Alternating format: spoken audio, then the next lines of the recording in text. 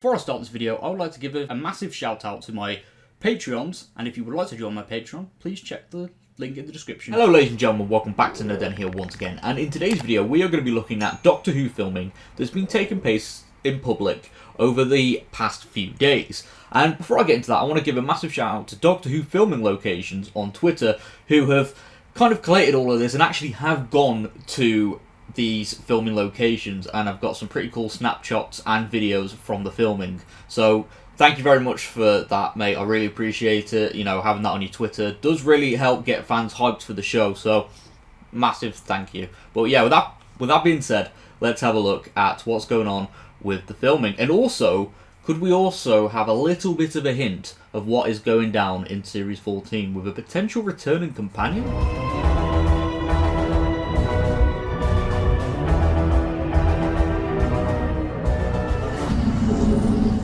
Alright, so the first thing is from today, with Millie Gibson and a large chunk of crew have just left the station. They must have been on a train because the station was empty earlier. So we've got a snapshot there with Millie and a crew member, obviously from just finishing filming. So whatever they're getting up to, filming in the station, maybe filming some footage on a train, I don't know, would make sense.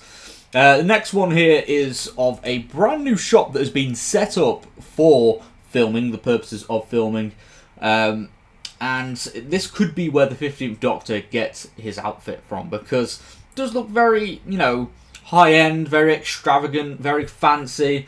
I've seen some people suggest that, oh, could this also be where the, you know, perhaps where the Autons are, the Nestine consciousness?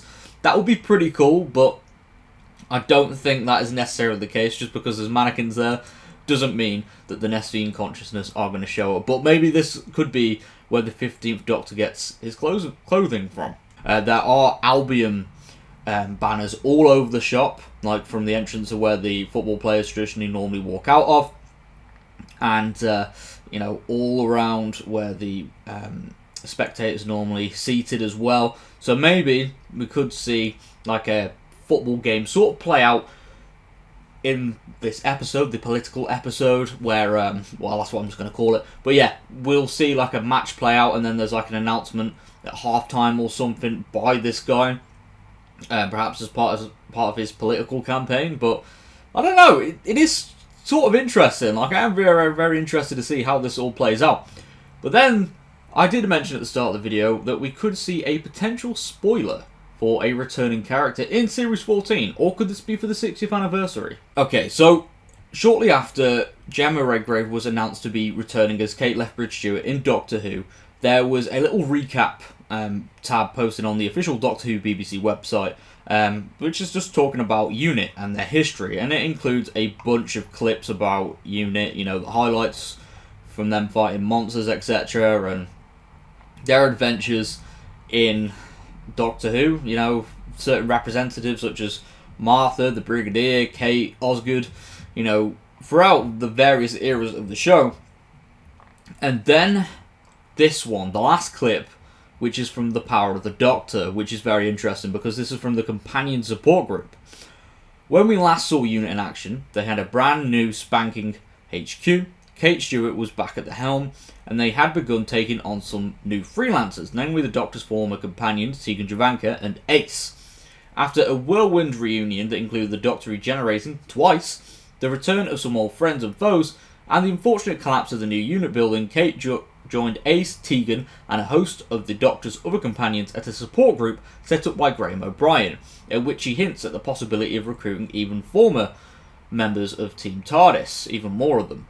So, who will we run into next? Only time will tell.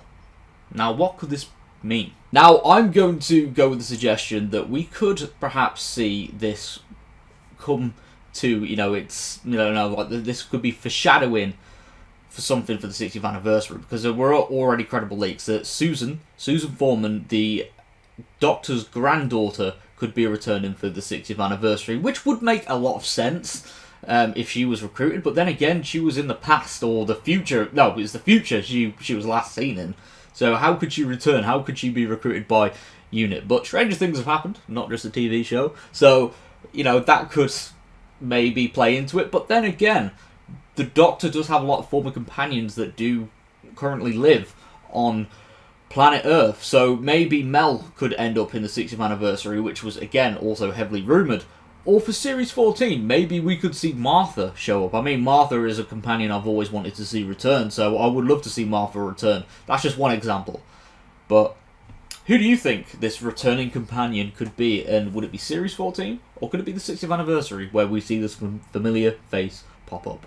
But with that being said though, thank you very much for tuning into today's video.